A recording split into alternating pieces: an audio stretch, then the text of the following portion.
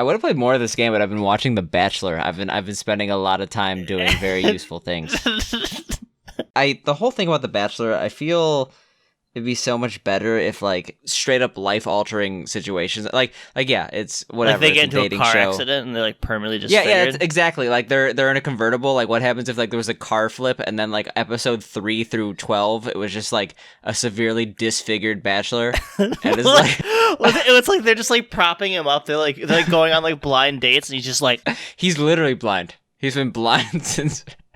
What's good, man? It's your boy Juicy J, man. Shout out to Virtual Homework Podcast.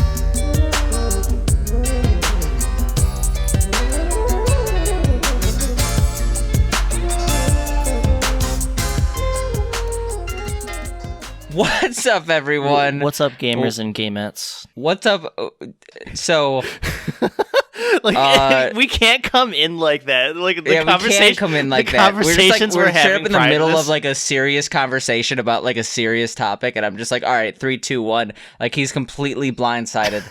A blindsided intro. That's what's happening right now. Welcome to the Virtual Homework Podcast. I'm Dana. I'm Sam. As always, we are disheveled. I actually want to start on a somber note, because today, like literally 12 hours ago, I probably put out some serious news that I am stopping my stream. And while I definitely understand that a lot of people are going to be disappointed in that decision, I just feel like it was the best time for me to move on. Yeah.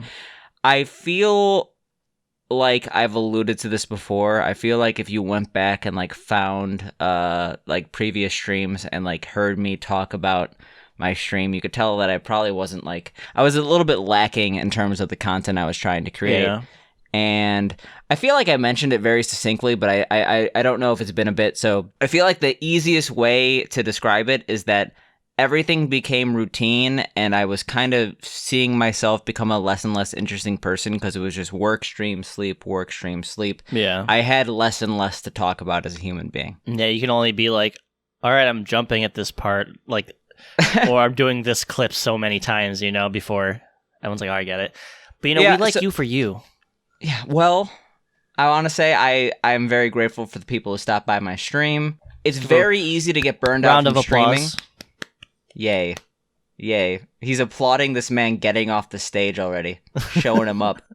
No, I mean, like, I think it was generally cool to, like, what you did and stuff like that, but, you know, everybody has things going on, and, you know, life I feel changes. like streaming and especially speedrunning are very easy to get burned out of. Like, people see, like, this side of YouTube that's, like, all these, like, world record history of XYZ, and like they don't realize that like each one of those world records took a person like hundreds of hours to get, and, like that takes a toll on a person. So, yeah, potentially like years off of their life, like with like health risks, like it's, I hate to say it, like to get like a world record in some games, it's not a healthy activity.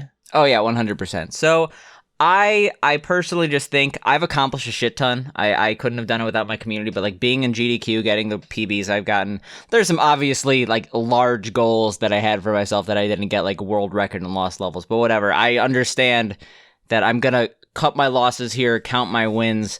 I feel like I accomplished a lot, and I look forward to the next chapter, whatever that is. New podcast without Dana, probably. Specifically without Dana. We're gonna call it the Dana-less podcast, and I'm gonna like talk about how much we're so excited to talk without Dana, and it's gonna be a great podcast. So I want you to like actually in that podcast talk as if you're talking to me, but then it's just silence on the other end. So like Garfield without Garfield. Have you ever seen that comic strip? Yeah. It's like he's talking to Garfield and it's just a cat. Like, yeah, and it's just like extremely depressing to look at, but you can't stop. Yeah. With that news, with that fun video game news. What else is there? Did we play a video game this week? We played a Psych!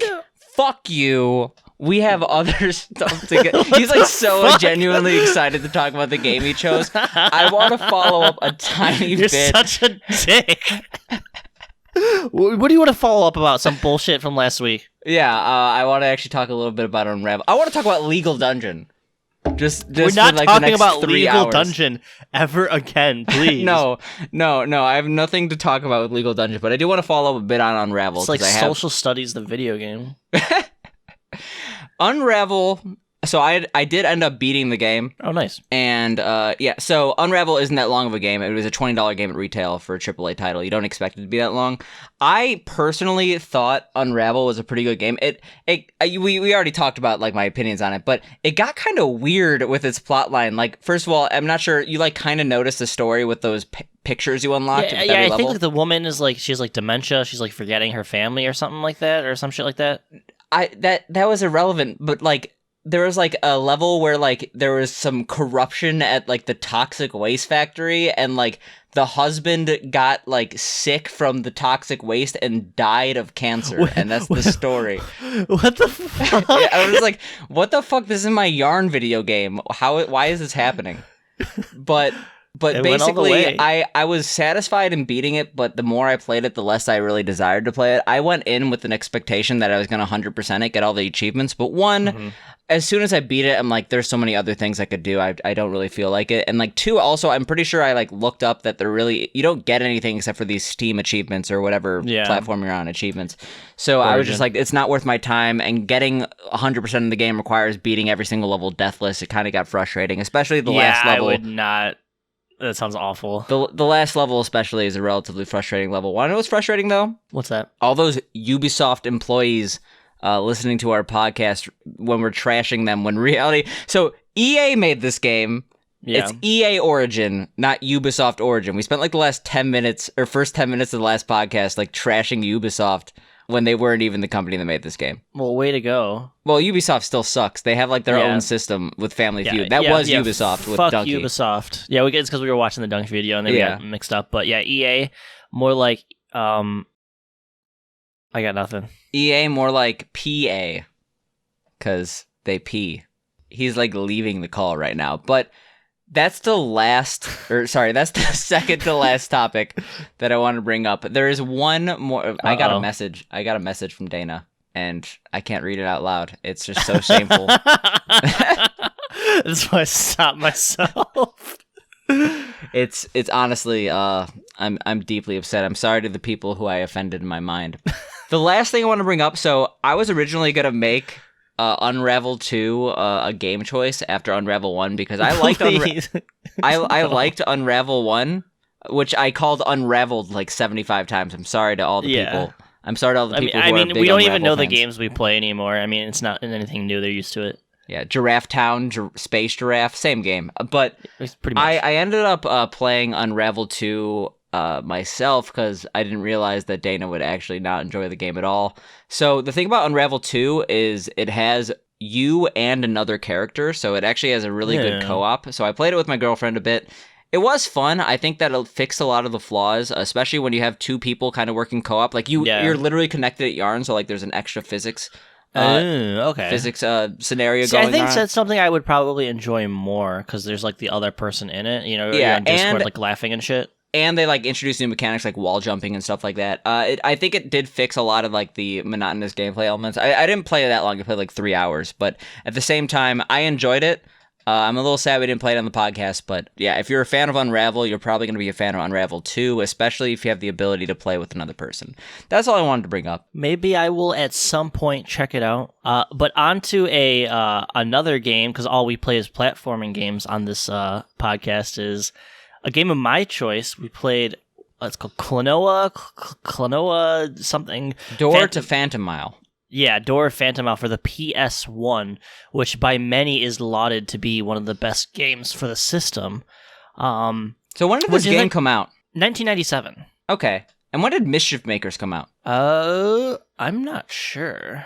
1990. So did they like steal Mischief Maker? Like they both were released in 1997, June versus December. Klonoa, Door to Phantomile is slightly older than Mischief Makers. The reason I asked that is because Mischief Makers is Square Enix and this is Namco. The reason I asked that is because these are like basically okay, I'm not going to say they're the same game. They have a lot of similarities. I feel like this is just a massive, like, I'm making a huge generalization here, but like for some reason, like 1995 to 1999, like the era of N64, just games PS1, just ripping off each other. It's just ripping off each other, but really just the era of the 2.5D platformer. You don't really see them that much anymore. But this game reminded me a ton of Mischief Makers, especially with like the throwing everything mechanic. I want to say I actually had more fun with this Oh, I had way than more fun Mischief with this than Makers. Mischief Makers. I feel like Yeah. Mischief Makers, while it was a good game, it didn't have enough polish. This game was No. extremely polished.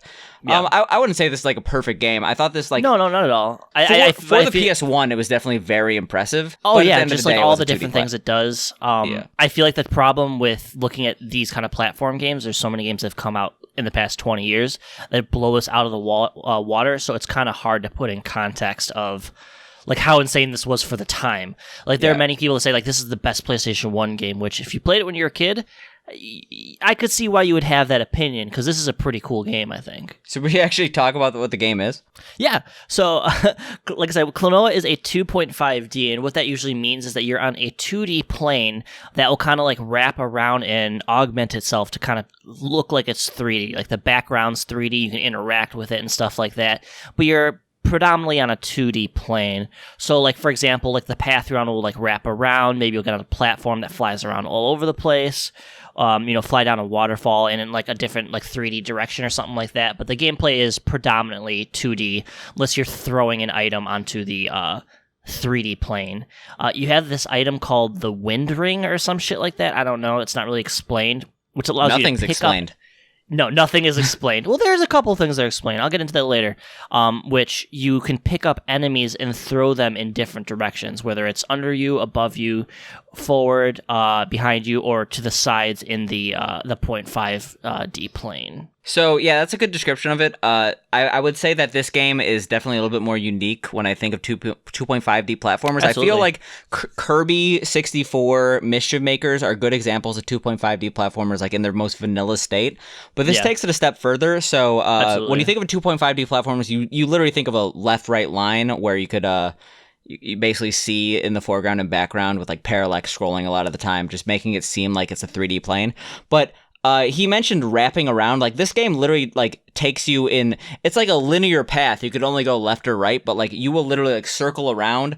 Your paths will like intersect. So even though you could only go in like a 2D direction, eventually like you'll jump onto another platform and then you'll be taken onto like an intersecting plane. And I thought that was a pretty unique concept. I actually didn't notice like how well this worked until like maybe like the third or fourth level. When I say third or fourth level, there are 6 worlds, each with 2 levels. This game's actually relatively short. I feel like if I was extremely short, it's like a 3 to 4 hour game, which I played about 3 hours. I don't know how far you got. I got to I got to like level 9. There's 12 levels. I got to like level 9. Yeah, I beat World 4. I think I was like on the second level, World 5. So I think I got level 10. So something similar. So you basically got to like the same point. You collect the 4 crystals or whatever. Yeah. Yeah, I got the 4 crystals and I was like, all right, I can take a break from this. But yeah, this game actually like it takes a pretty tried concept and it implements that system pretty well. I think that when you have intersecting planes and you have a game on the PS1, there were some issues with like camera and like just some kind of bullshit jumps, but I feel could like get they past did that. what they could, you know. Yeah. Like I said, you have to kind of like put it in the time it came out, and it did a lot of cool things compared to like some of its peers in the game industry at the time. Because like you said, you compare it to like Kirby 64 or like Mischief Makers, other games that do similar concepts. And like I said, I think this does it significantly better. Like, and some of those boss fights are so cool. There's like that one where you're on the bridge. And it's like going back and forth, rocking back and forth. Yeah, like I thought that was so cool. Like I honestly kind of disagree on the boss fights. I feel like this game. I mean, this game in general is super easy, but the boss fights, I literally one-shotted every single boss. I had no issues there. This game is in general, it's pretty easy. I was more so referring to. I think it's really like cool looking and like and fun. I thought it was fun. I feel like the reasons why I think it's fun in this day and age kind of don't really like. I feel like if you are buying a game for what like $50, $60 adjusted for inflation now, like you would be upset that a game kind of breezes by and like it's forgiving, etc. You'd want that longevity. But I was actually kind of happy, like kind of feeling refreshed that like this is a pretty well polished game that like I don't have to literally invest my entire week or entire 2 weeks into. I was just kind of going through. And I was enjoying it, but I was taking it at face value. There's a way to 100% this game, and basically there's like 6 collectibles in each level that you don't have to get. But I would get them in some levels. I would not get them in other levels. I feel like by not trying to focus on the collectathon aspects of this game, I was having a lot more fun. Absolutely. I do think that Well, not every game needs to be like 60 hours, you know? I like that it's focused. You know, because it's short, they were able to take what they have and, you know, focus the good parts about it. I'm not saying everything was good, but I feel like if this game was like, let's say, 20 levels, I think I could take this down a couple pegs in how much I liked it. I think it would have overstayed its welcome too, especially with the story elements. So you are a random like fantasy world Cute rap thing. Yeah, you're a random fantasy world character, and like some random villain comes in, and he's gonna steal the moon, something insane. Yeah, so what you're doing is you're like having a dream about something breaking into your city or crashing into it, and then you wake up and find out that dream's happening. You climb up there, some evil guy has been resurrected from whatever, is like, I'm going to fuck up your world, and for no reason other than the fact there needs to be a video game, you have to save the world. Yeah, pretty much. And each level basically advances that plot. The cutscene, especially in the beginning, had like pretty impressive graphics for the PS1. Like I thought I was watching like a... I know you haven't played a lot of PS1. There are a lot of games that have similarly good cutscenes. Can we talk about the music for a second? I think the music in this game is fucking awesome. I thought the music was fine. I thought a lot of the tracks were pretty forgettable, and I also really didn't like the looping. Like literally, like I mean, you can only do so much with the PS1. I'm nitpicking at this point. I think the second boss, so there's like this aquatic boss. It had like a legit sorry. The third boss, when you're like facing this giant plant and you have to use trampolines. That song was a banger. It was just like straight up a DMB track you'd hear from the late 90s, and it's like, this is I would listen to this. So I was enjoying that. Like the music was pretty good. I mean, like it's what you would expect from a relatively good PS1 game. The actual gameplay itself, I thought was a bit like it was like you were talking about how last podcast, like Unravel felt a bit repetitive. They introduced new enemies and I guess like some new concepts, like the double jump where you're like juggling enemies to jump off of. But like I thought it was pretty repetitive from each level to level. The way that this game works is when you grab an enemy, you're able to basically use the enemy as a weapon or use it as a double jump. Yeah. But none of this is actually explained. I had to read the entire manual, which I linked to you. I'm not sure if you realized why I linked you the manual of this game.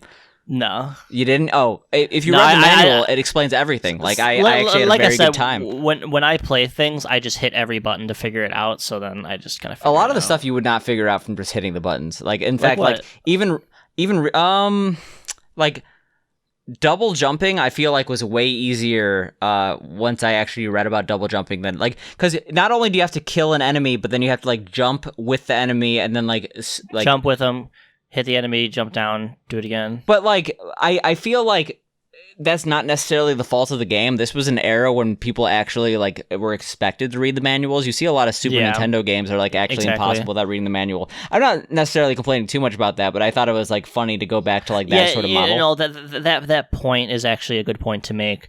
Because this game doesn't explain much. Like, it doesn't tell you how to do things. I think that's under the assumption they did read the manual. Because back in the day, like, manuals were like 10, 20, 30 pages long, like, explaining like all the moves, all the characters, and everything like that, which I think is kind of cool.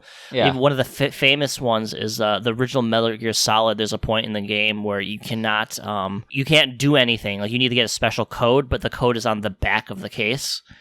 There's another game. I forget what the name of the game is, but it's like some DOS game where like literally the DRM is like if you want to like unlock the game, you have to like put this code from the manual in. Yeah, funny story. We rented Metal Gear Solid 1 in like the early 2000s, and we couldn't get anything because it was from Blockbuster, so there was no case. So like we're just like fucked. Get wrecked, noob. Yeah, pretty much. It was great. Fucking wrecked. But yeah, I think this is, typical PlayStation 1. I think, even if you don't like the sound or like the music and stuff like that, I feel like PS1 has one of the best sound chips as far as like what they do with the sound and music and graphics, not graphics, like voiceovers and stuff like that. I think Super Nintendo may have more bangers, but as far as like audio quality, I think it goes to the PS1 for me. Yeah, the issue is that like the audio quality is almost too good. Like when you have a restriction on what you can make, that breeds creativity in the way that like the NES, Super Nintendo, Absolutely. a lot of chiptunes have. I mean, like this has a great soundtrack. I'm not dissing the soundtrack at all, but I disagree that the PS1 has a great sound chip because like it's too clear in a way. Like there's too much. Well, you can that's do what with I mean. Like it sounds good, but I completely 1,000% agree that Super Nintendo and NES have some of the best video game music of all time because restrictions do breed creativity. Want to know what I think is weird? Like I felt like a lot of games copied from this game in a weird way. Want to know a game this brings me back to that you probably won't remember at all because you weren't a big fan? That robot boy game. Holy shit! You actually guessed it. Super Magnetic Neo. Yeah, 100%. So it feels like that, right? Because don't you throw something in that game? Yeah. So the thing is, Super Magnetic Neo I think came out a year and a half after this. It came out early 1999. This game was late 1997. But there are three aspects of this game that I thought were extremely similar. One, the whole throwing. Basically, in Super Magnetic Neo, you absorb an enemy, put it in a box over your head, and throw it. That's pretty much exactly what you're doing here, except on a 2D plane. So that's definitely a very big similarity. Two, the death sounds are almost identical. Like when you die in Super Magnetic Neo, okay, and for some reason in Super Magnetic Neo, he almost has a racial slur. It's kind of uncomfortable. Oh, look at the sound bite. You will completely understand what I'm talking about. But like it's this high pitched noise, like man, and like it does that in this game too.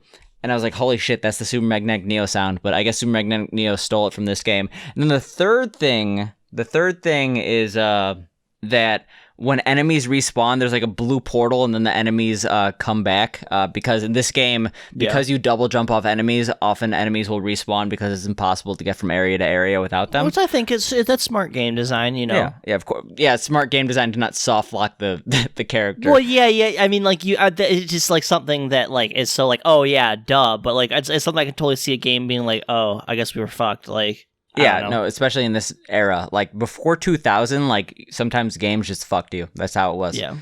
But, yeah, I feel like that was very, very similar from game to game, like, the respawning of the enemies. Yeah. I'm not talking, like, that's a thing in a lot of games, but, like, the actual animation and stuff, like, it was borrowed heavily. That, and, like, there's also a weird similarity between, like, your sidekick in this game and, like, Chow's from Sonic. Yeah. So that would make a lot of sense why you're getting the, comparison to Super Magnetic Neo. Well, I mean, I guess they're both Sega games, but yeah, I think that Sega looked at this game and just straight up copied everything that they liked, and we should sue Sega on behalf of Namco. So, did you enjoy this game overall? Oh yeah, I definitely enjoyed this game.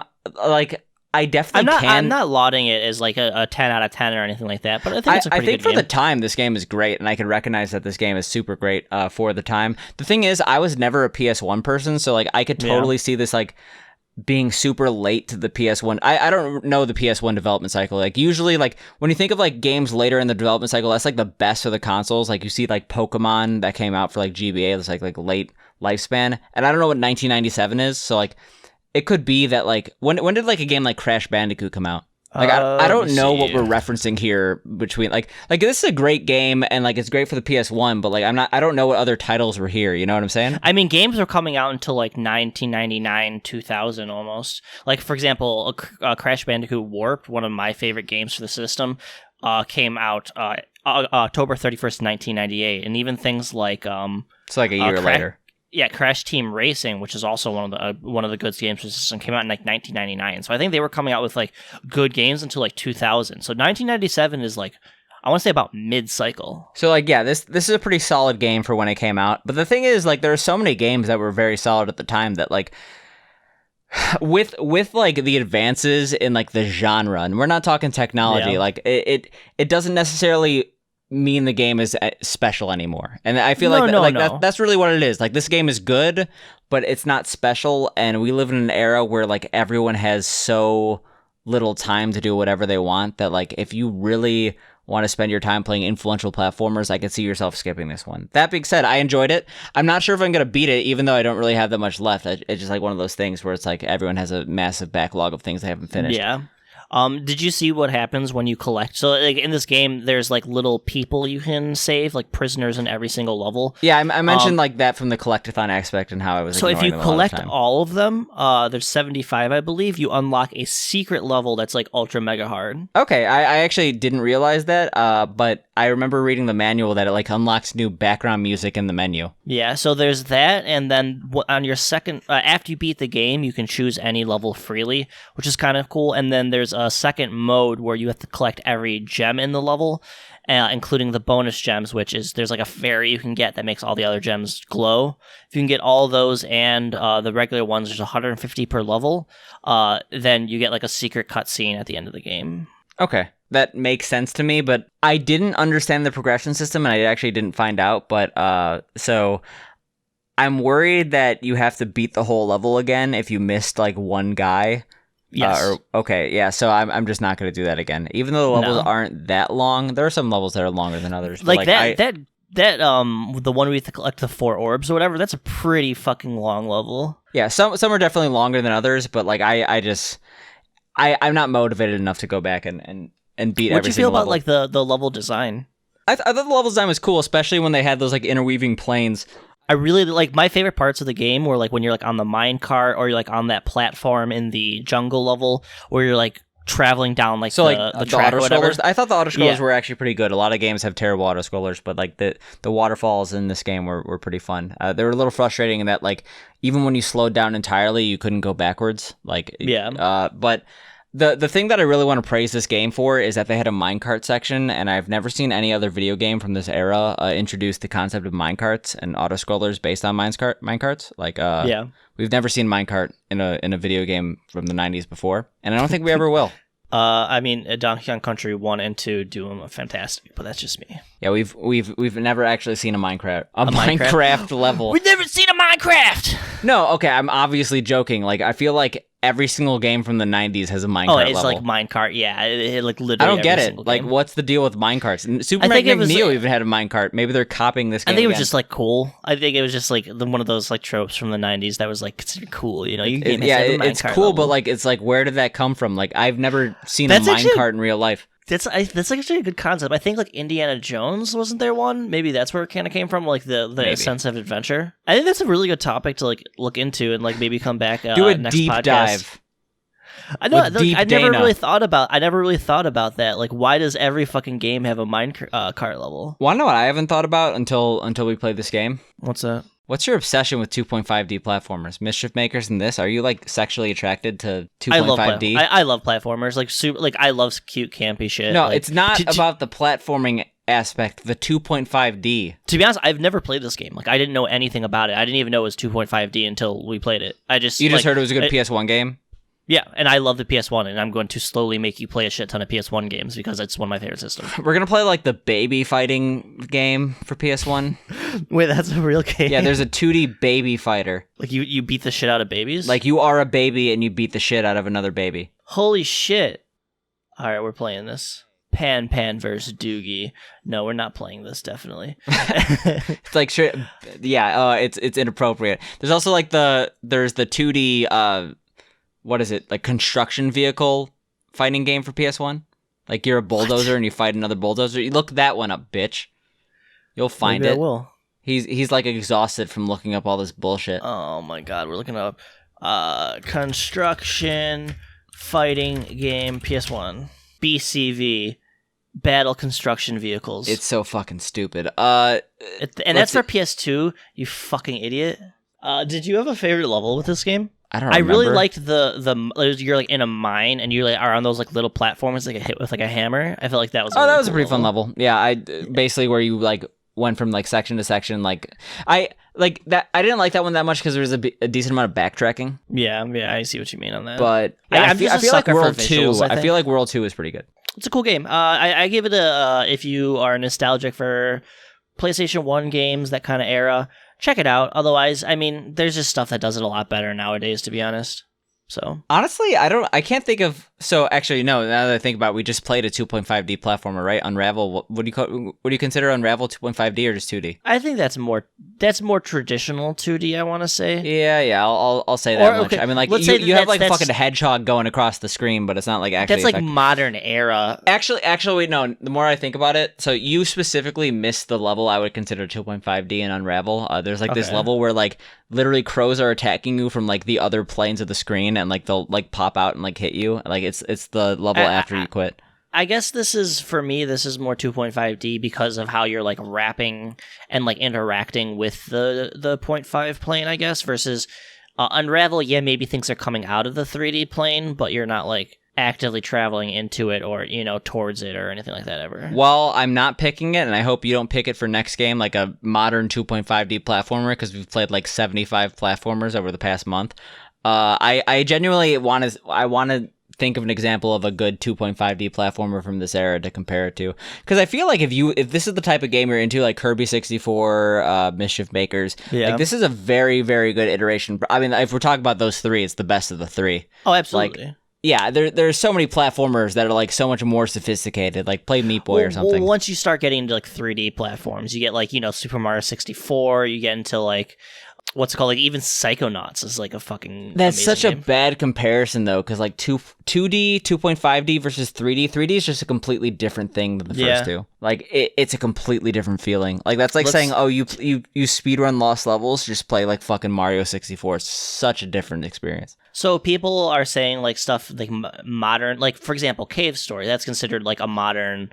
It's modern 2D. Yeah, or like Fez. Fez was 2.5D, I want to say. Oh, yeah. Fez is actually like multiple dimensions. Yeah. Oh my god. And then people talk about like Celeste and stuff like that, so. Oh, that's actually an interesting choice. I've never played Nights into Dreams. That would be a... Nights into Dreams? What the fuck's that? Yeah, it's like one of the more, like, that used to be one of the most famous... Oh, is that on Sega Saturn? Yeah. It used to be one of the most famous Sega Saturn games. Holy shit, I used to see this game, like, when I would go to Sears with my mom, like, I would see, like, the machine there, and I would play this, like, holy shit, I always wanted to play this game. It looks so cool. Yeah, I only really know it from the pinball board in Sonic Adventure 1. Like, I actually would love to play this game. It's... All right, well, you know what's going to happen in 2 weeks. Congratulations, folks. Woo! You got a first exclusive look on episode 33. Maybe. We'll see. Yeah, but this is episode 31, though. We're excited for it. See, You're excited for this episode that is currently happening right now? I would like to play games from systems I've never played. Like, I've never played the Saturn. I've never played, like, ColecoVision or, like, PC Engine or anything like that. Because I'm told there's, like, fantastic games on those. I just feel like I didn't know anyone who had any of those systems back then. Like, so I've played a lot of Saturn recently just due to the fact that I have a friend who, like, owns a Saturn and he's super enthusiastic about it. The problem with the Saturn, though, is that, like, every single game, if you actually want to like use a Saturn, is like $300. Like the Saturn is such a rare system, and it's impossible to find like the cases that in like good condition, right? I mean, like one of the games I have played for the Saturn that I do enjoy is Panzer Dragoon. And I know we talked about the Panzer Dragoon remake because I played that on Stadia, but like this is a really good transition. How is your Stadia controller? Okay, so those that don't know, the Stadia is Google's platform for playing games that's like completely dead on arrival. Yeah, we talked extensively how much Stadia sucks like a couple weeks ago. So I was looking into it. It's a good concept. It's just like I don't see myself playing anything on there because we did have the month of it. So basically, what happens if you have YouTube Premium, which I only pay $12.99 a month, so I can use my YouTube app with the app closed. Literally the only reason I have it. They gave you a free $100 Google Stadia controller. And let me say... It's not a $100 Google Stadia controller. It's $60 plus a $40 Chromecast Ultra. Wait, we got a Chromecast Ultra with this? You should have if you got the exact bundle I have. I think I did. I just didn't open anything but the controller. I still have the rest of the box. It's like in the box, like compact. So yeah. So like... I think they definitely put their research into this controller. This is a fantastic controller. It is so comfortable and definitely my new go-to controller. So yeah, I wanna like redeem myself before we even talk about this. Like I never really disparaged the controller. I kind of complained about like the D-pad because I didn't like the D-pad that much. And like the D-pad is like, so I'm comparing this to another controller that literally has $100 million investment, the Xbox One controller. And I think that like the fact that they're comparable in the first place is like a pretty good testament to like Google's Stadia controller. But I never said it was a bad controller. I just said personally I prefer the Xbox One controller, but this is a very good controller for free. Yeah, compared for free, to what your fucking PS1. Well, actually, did you play with the Stadia controller for this game or the PS1? Yeah, controller? I used the Stadia controller for this, and okay. it feels perfect. Like everything was instantly mapped. Like I really like the triggers on this. They're super comfortable. The triggers are the one thing I like on the Google Stadia controller over the Xbox One. Yeah, like the triggers like feel so comfortable. I love the texture on it. It feels really good in the hands. If it doesn't feel cheap, that's the thing. It feels like a legitimate like piece of technology that you'd pay $60 for. It's not like a Mad Catz controller that's like super cheap. Like this is a heavy controller. Like it feels good in the hand. So I'm like, shout outs to Stadia. They should just sell these controllers. Like shout outs to Stadia. Yeah, honestly, if Google was like, here's a Google controller, if they undercut the competition a little bit, sold it for $50 instead of $60. I think actually now controllers are $70 for the new generation, at least. Dude, I seriously went to before I got this, I was like, oh, I forgot about this. I went to GameStop. I'm like, I'm gonna get a PS5 controller, so I have a new controller. They're like $70 plus tax. I'm like, get the fuck out of here. Yeah, it's kind of fucked up. I will say, like, I don't know what the features are on the Google Stadia controller. It probably doesn't have the haptic feedback or whatever, like the new selling point is for the PS5. But for me, just hooking shit up to my computer so I can play stupid ass old games, like for the podcast, like this is perfect. Like I love it. I love your shill comment though. It's like, oh, Google Stadia, good concept, bad on arrival though. It's pretty bad concept. I'm gonna completely disagree with you there. Good concept in theory. Obviously, it doesn't work because no one has good internet. But I like the idea of just. For me, I think it's cool to just, like, you pay a monthly fee, you get, like, all these modern game stuff, just play them, Like, to me, that's kind of cool. It'd be a good concept in South Korea, where, like, every single person has a gigabyte good down. internet. Yeah, but, like, here, we have, like, third world internet, so it's, like... Satellite internet with the Google Stadia? Let me just try to, like, download Metal Gear Solid 5 on my Google Stadia. Oh, the 3 FPS? That's amazing. Did you actually try playing anything on your Yeah, Stadia? I told you. I like that's the whole reason we started this conversation. I remember I played Panzer Dragoon Remake. So they remade the game from the ground up from Saturn. And it's one of the... So there's some free releases, because you know how all these companies are like, we'll pay you $1 billion if we could just have this for free on our platform, because we want people to go on our platform. And it was a laggy piece of shit. And I mean, it wasn't a genre I generally enjoy. So maybe one day we will play Panzer Dragoon, but I don't know how I feel about rail shooters. They're all right. I've never played Panzer Dragoon. It's a Saturn game, so I wouldn't expect you to play any. But yeah, it's one of those games where like I'm not a huge fan of the genre in general. Like rail shooters are actually very similar to shmups, and I mean like we played a bullet hell game, which is a subgenre of shmup, but like it's one of those things where it makes sense. If you don't like a bullet hell game, you probably won't like a rail shooter. That being said, like the remake seemed cool, but I did not like playing it with massive lag spikes every like couple seconds. Yeah, that sounds terrible, especially if you're trying to like dodge something. Like, oh no, I'm dead. I mean, if I'm gonna play bullet hell, like there's that new like bullet hell Minesweeper that was just released, which is like amazing to me because I love Minesweeper. Like, yeah, I don't know if you know this they about like come out with like Super Minesweeper? I saw like a brief article on it, but I didn't like read or look into Artemis it. Minesweeper, the most hardcore version of Minesweeper. Bullet Hell X Minesweeper. Like, literally, so you know that, like, guy at the top of the Minesweeper with the sunglasses? Yes. That's, like, a boss, and, like, he fires bullets at you while you're trying to play. So, like, you can't get hit by the bullets while you're, like, sweeping the mines. Oh, this is just a game you can just play on your browser. Yeah. I'm, like, playing it right now. You're playing the bullet hell. Are you good at Minesweeper? Like, I don't know if I used to be like top 100 in my state. No, this is insane. Yeah, it's good. Like, it's actually legitimately good. I sent it to you, and obviously he doesn't check any of my links because when did you send this to me? I did. When? Do you not see, like, I scroll up in the shared Discord from... You sent me, like, we should do the podcast in Dry Tortuga's Natural Park. Yeah, I mean, come on. Like, we both need a vacation. And that Merry Christmas sweater. I wish you guys could see the DMs between us two. They're pretty fantastic. This was not a DM. This is in our personal virtual homework Discord. Okay? Oh. Okay, we're having a beef right now. Okay? Having a chicken. The Discord where I talk about my business ideas about soups. We're not going to get into that. That's a conversation for another day. But Yeah, I mean, like, I love Minesweeper. I like any new concepts for Minesweeper. There's another Minesweeper clone that I played. I suck at the game. Oh, yeah, Mana Collect. I remember I bought it on a Steam sale. It's like basically Minesweeper with anime girls. It was decent. Should have had better anime girls. Mana So, Collect. what's the deal with Nintendo? What's the deal with airline food with the free melee shit? There's we talked about the free melee shit last week, but like the fact that like Nintendo is apparently ending on 331. Wait, what? You didn't March of next year, 331. Super Mario Maker for Wii U is shutting down. Oh yeah, that's not like Nintendo ending. No, like, no. idiot. Super Mario Maker 1 is shutting down. They're no longer selling Super Mario 3D All-Stars on 331. Yep. They are like they're shutting down like support of Splatoon 2 on 331. Mario 35 is ending on 331. There's like I think it's two just like other an arbitrary day, maybe. What if they do something like even crazier that day? Like, well, the legitimate answer is that like that's when the Japanese business year ends, like 331. oh, But like okay. Nintendo is ending. Literally everything is ending on 331. I Specifically, mean, to Mario be fair, Maker. how many people are really playing that other than Chain Shop Raiden? To be honest, I am pissed at change. Anything that changes is probably for the worst. Like when they invented the gasoline car, I was like fucking shitting on my governor's doorstep.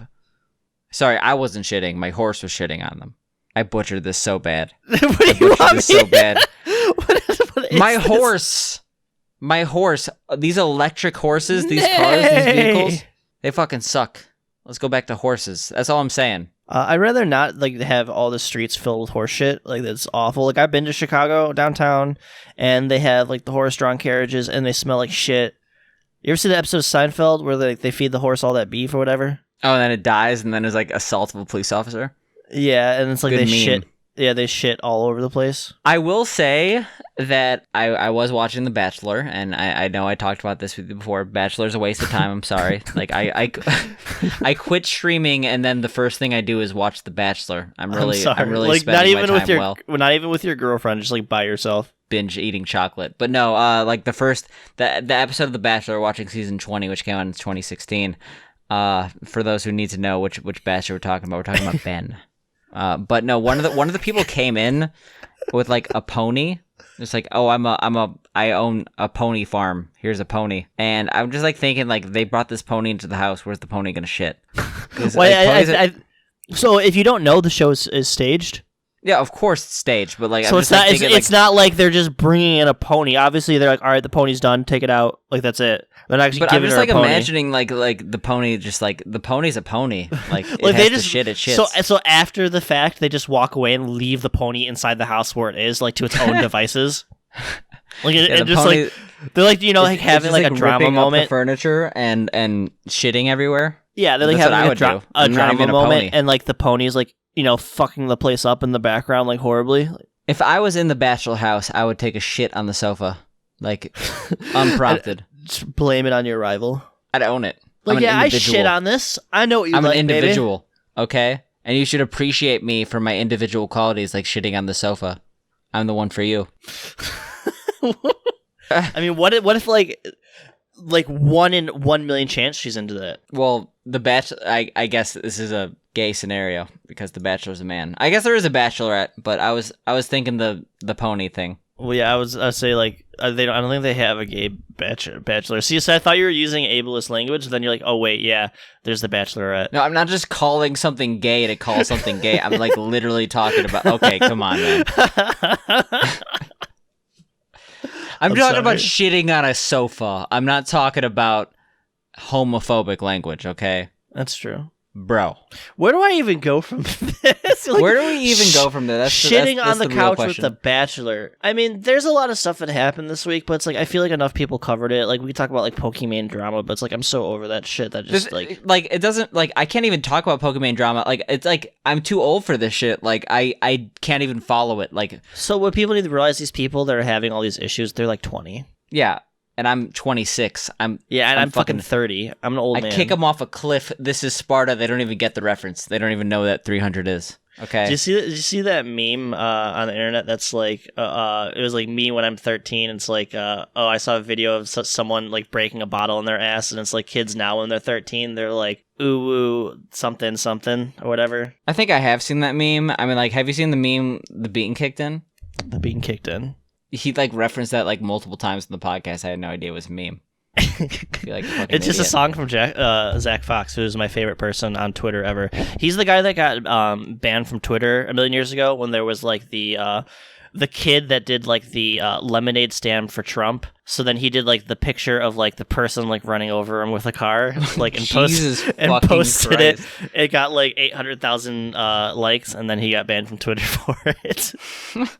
I mean, The bean. the bean did kick in. The thing about the bean though is that what about the bass? The bass. I want to talk about this so bad. Okay. Okay, so I saw you post. So we have our like little Discord where we share like topics and stuff. Bring us together, Sam. What's this? So Bass Pro Shop is like one of the only stores that are still having Santas in malls. All our malls are still having Santa. Fuck. Can we talk COVID about update. How's yeah, the mall? can we talk? Dude, so I worked Black Friday. So here's the thing. Oh, actually, before you actually talk about this, so this is a conversation. We're on a new segment called "Let's Interrupt Each Other," like one sentence into our conversation, so we actually can't have any more You conversations. interrupted yourself. You were like, Yeah. Cabela's Santa. Wait, Corona update. How's the mall? I'm interrupting you here. Just saying it was Bass Pro Shop, not Cabela. Whatever. But no, I remember we were passing. So No, it says Bass Pro Shop and Cabela. oh shit, are they coordinating? Do they do that? I don't know. They're just like fucking One like stores. got a phone call from the other. We're doing Santa, bitch. Every like- mall is doing Santa still. But no, what I wanted to say is I was just driving around because like literally, what else is there to do? It's like I'm bored. Let's just drive because my car has gas that has to be used or else it's not going to work anymore. But Yeah. Black Friday, we did not do any shopping, but we drove by the mall, and I have never seen a mall so packed. It was actually extremely like. So, to give an example, like our company, we're about 20% down for the year, which, for like Black Friday, which isn't terrible considering all the things that are going on. There's all these restrictions in Illinois. The problem is that a lot of stores are like limiting the amount of people who are allowed into a store. We were not able to do that because we only had 2 employees. So it's like people were just like coming into the store. Like we could not stop them. And the mall People did not were give coming in the store. Shut the fuck up. Liquid. They were like just Bodily like fluids. fleeing into our store. And it's like we can't stop them because I can't stand out there and like, let this. We don't have enough employees because we're a local business. So it's like we would have 40 to 50 people inside the store at any given time. So like yeah, all the, like all the I food had courts to- are open. I had to fund a GoFundMe for Dana's medical bills trampled in his own store. All the food courts were open with all the seats. Everyone was sitting with no masks on. Yesterday I had to cancel our, we have a Dungeons and Dragons group, which I would have thought they would have known not to come in. And they came in. They're like, what the fuck? What do you mean we can't play Dungeons and Dragons here today? I'm like, there's like a nationwide like mandate that all games and clubs are closed. We post this online. It's like, this is all bullshit. Corona's a scam. Only 1% of people die. It's like, what do these people live in an alternate reality that don't realize that like They'd there's a probably pandemic? listen to you if you had a face mask made of Black Lotus cards. I hate you so much. No, like honestly, imagine how baller that'd be though. Like That's like- cut up that- too. It's like too expensive. It's like Too 100 grand. expensive. There's some people who've probably bought a Gucci face mask. Don't you? What's the most expensive face mask you own? I guess like $30, the Mega 64 one. Okay. Yeah, I'm not gonna fuck a face mask. As soon as this COVID shit's over, never using a face mask again. I'm sick coughing in your face. Coughing in your eyes. Dude, as soon as we get that vaccine, I'm going to IHOP. I'm having them spit in my fucking mouth, and then I'm eating French toast. You know how you're supposed to take one booster then the second? Yeah. I'm gonna take both at once because I'm not a bitch. I'm gonna cry Okay. because every time I get a shot, I faint. Ha! No, it sucks. Yeah, no, that's like a legitimate fear, and Well, I'm here's the sorry thing. for I'm you. not afraid of them. Like, it's weird. Like, my body, like, just shuts down. Like, I'm like, don't look at it. I'm like, all right, don't look at it. I'm like, all right, it's fine. And then I'm just like I mean, fall would on you the be ground. offended if I like dabbed on you while you like fucking fainted? No, it's like, here's the thing with like shit that's horrible to me. It's like, I can appreciate the comedy behind that. Like, I got hit by a car and I have a metal rod in my leg. I would have paid any amount of money to see me get creamed because I think it would have been hilarious. But it's like, oh no, my leg is gone. Yeah, I can just appreciate the comedy and despair on myself. Nothing about that was funny. That I said, "Oh no, my leg is gone." Like it's like, oh no. Listen, I can appreciate it. On the other hand, I've been really busy. I've been playing the new World of Warcraft expansion, Shadowlands. You want to know like what my played time is? The game came out in, let's see here. It came out Monday at 5 p.m. and my played time is, I can actually tell you exactly. It's going to be very upsetting. Let's give a quick shout out to Dana's Guild. What's it called? No, don't shout them out because they'll dislike the podcast. Anal Lords. No, they're Anal called Lords. We are Malice on Bleeding Hollow. Is that the actual name? Yes. So oh my god, I have 2 days, so 48 hours played since Monday, and I have worked 27 hours this week. I mean, it's all that Stadia controller, right? You're playing a shit ton of WoW on your controller. No, you don't play WoW on controllers, but no, you just play it on the controller. It's like, oh, you can't. There's like I hit A to ults. Ooh, I have like 1, 2, 3. I have like 70 buttons. Like it's like not feasible. But to get back on the topic of the game's fucking awesome. It's probably one of the best expansions releases they've had. You saw me screaming, "This game sucks dick" when it came out because the servers went down. I wasn't able to play for 2 hours, so I was, cutting myself in a video game. I mean, I'm used to the BFA launch / experience, which is the worst thing in the world. It was fucking terrible. But like the thing that's cool about this expansion is there's no endless grind, I guess. The problem with previous expansions, there's endless grinds that if you weren't grinding at all times, you felt like you were getting fucked over. In this, it's like an hour a day max. That's all you need to do, and then you can just do fun stuff. The problem is you never felt like you could do fun stuff in the game because you felt like you were getting left behind everyone else who was just like constantly progressing themselves. So it's a good for people that are hardcore because you don't have to play 10 hours a day. It's like, oh, I'll do my stuff for my character for an hour, and then like, hey, I'll do some fun stuff like mounts or pet battles or like check out this cool zone. Everything's really well received, all the content. If you haven't played a World of Warcraft in a while or you're thinking about getting into it, now's the time to do it because it's a lot of fun. And they made the leveling experience 1,000 times better as well for new players as well. So get into it. I would never recommend this game, but I'm having so much fun that I would. So this iteration of heroin is really, really good. It doesn't have the lows that my previous fentanyl dealer, like whatever his heroin had. Here's the thing, though. It's not like heroin anymore. What's a drug that you get off immediately? Think of it like salvia. You trip for like a little bit, and then you don't need to anymore. I guess. I feel like comparing anything to salvia is a disservice to the thing. Like, sure, you probably shouldn't recommend people play WoW because, like, I don't know. Like, I'm not gonna say WoW's ruining your life because, like, there's a lot of things that like will take up your time, and like if you enjoy it, it's not like ruining your life. It's like it could be fulfilling to you, but like, salvia is just one of those things where it's like I'm fine, never thinking about salvia again. You know. It just goes back to like I'm saying, like you don't need to play WoW 24/7 anymore. Like there's always that meme like you need to play WoW every day to do anything in it. You don't need to do that anymore, and I think that's a good thing for the game and healthy for the game. I mean, are you a Maple Man still? No, I haven't played MapleStory in about a month. I feel like a lot of people quit Trailblazer League too. Are you not a runer anymore? No, it's like WoW came out and it's like I got to like 1,500 total level, and I only got like 4K points, and then I was like, I'm done with this. The moral of the story is that like basically they're still having Santas, but they're like behind a plastic screen, and I feel like that's going to be weird for children. That's right, we're talking about Santas. I mean, like, it's fucked up, right? Like, imagine, like, your first meeting of Santa's, like, in a jail cell. I mean, the problem is that they don't have a choice. The problem is that, like, Santa isn't real, right? Like, we're not getting the help we need from the government, so it's like, we need to be open, even at the cost of people's lives, or we don't have lives. But, like, who runs Santa Incorporated? I mean, they make so much money from that. Like, there's so many people come to the mall just for Santa and stuff like that. Do people pay to see Santa? Yeah, it's expensive. Really? Okay, I haven't seen Santa in a bit, like 3 or 4 years. So it's like $12 to see Santa, and then like the photos they give you, the photos are like $40.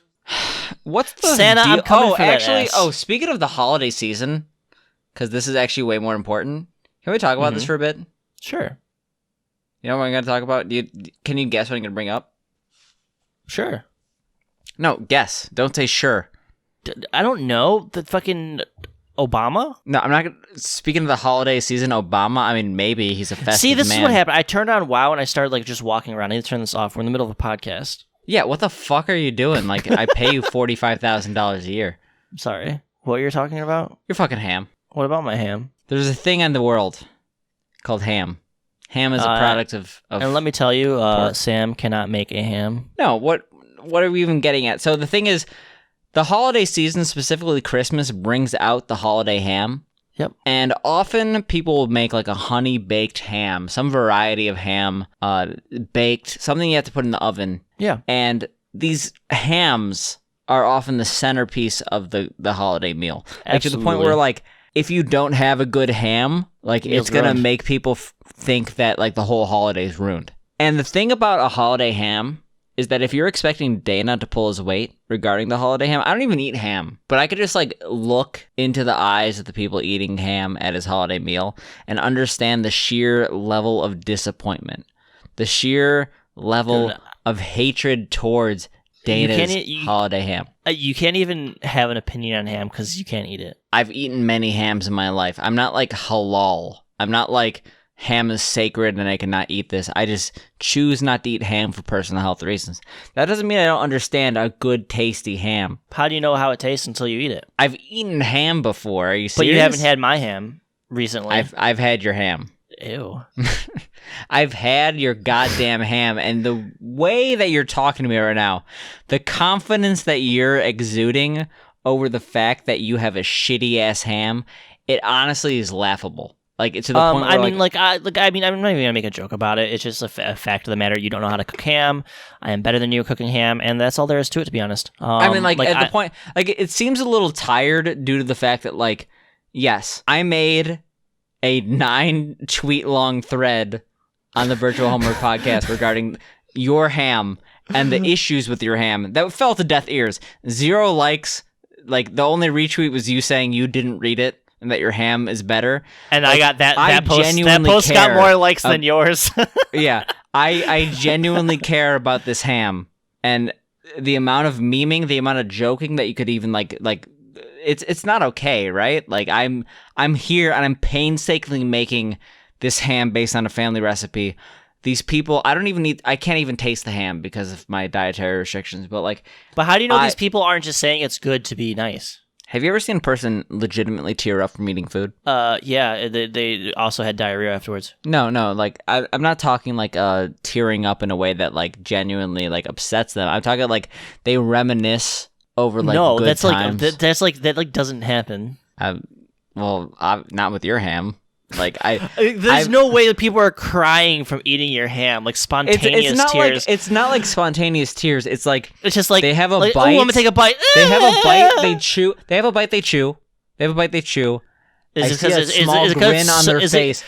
it's so tough it's getting stuck in their throat and causing them physical pain? I see a bite. They chew. I see a small grin on their face. A gulp. Why are you like? And then a little tear. What's even weirder is that you're just hyper focused on someone's like expressions as they're eating your ham. You're like, I must watch you consume. Like that's the most important part of a chef. Just like the like facial stare in their face as they're eating. Like how do I know you didn't like put a gun to their head and you're just like, you must enjoy this, and maybe they're crying. I cooked a gun in the ham. They're crying out of fear. The iron from the gun actually that's what it is. They're crying out of fear. Well, so the thing is, I've seen people eat your ham. Who? And you know what happens next. They say, Dana, this ham is fantastic and better than Sam's ham. I wish I'd never have Sam ham ever again.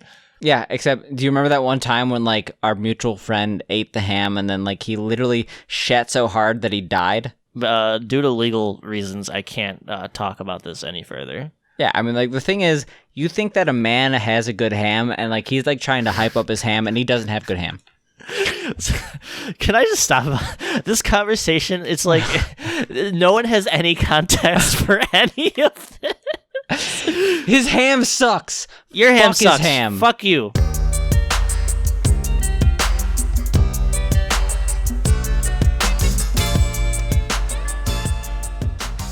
Hey guys, hope you enjoyed the episode. If you liked it a lot, make sure to rate us 5 stars on iTunes and subscribe on whatever podcast app you use. Here's Dana with a ditty. Diddy, diddy, diddy, look at my titty.